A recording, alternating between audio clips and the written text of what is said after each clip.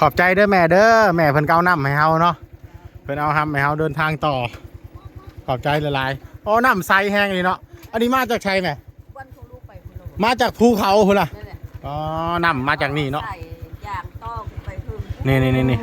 มันสิไหลทุกคนสิไหลขึ้นมาไหลมานี่ ไล่ตลอด ไหลมาในนี่ในแท่งนี่ ไล่ตลอดเลย มียามแห้งเลย แบบว่าทั้งเครื่องน่ะมันสูงแห้งแล้วเลยดันลงมาเนาะอ๋อ ใส่ยางอะไรมันลอยไปโพงโตสูงโต โค้ง100 กว่าโค้ง ปลา โค้งหนึ่งนี่มี100 เมตร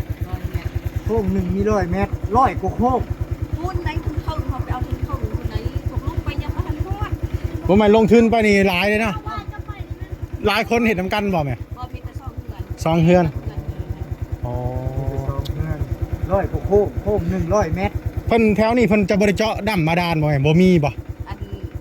วันนี้บุมีมีแต่อยู่ในบ้านบ้านมี เจาะแบบเจาะลงหลุมนะเจาะแท่งนะแต่บ่ได้ขุดสร้างอะไร มีในบ้านมีแต่ว่าอยู่ที่บุมี แม่เป็นคนพื้นที่นี่เลยบ่ แม่ว่าแม่อยู่พูดได้อยู่วันเตียงเวียงจันทร์ แข่งเวียงจันทน์อ๋อโดยขอบใจแม่หลายๆเด้อลูกก็สิเดินทางต่อแหละ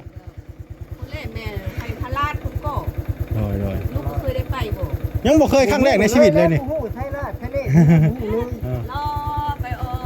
ไปเสียงพ่วงไปทางบางเวียงเดียวมาฮะคุณโฮงทาราด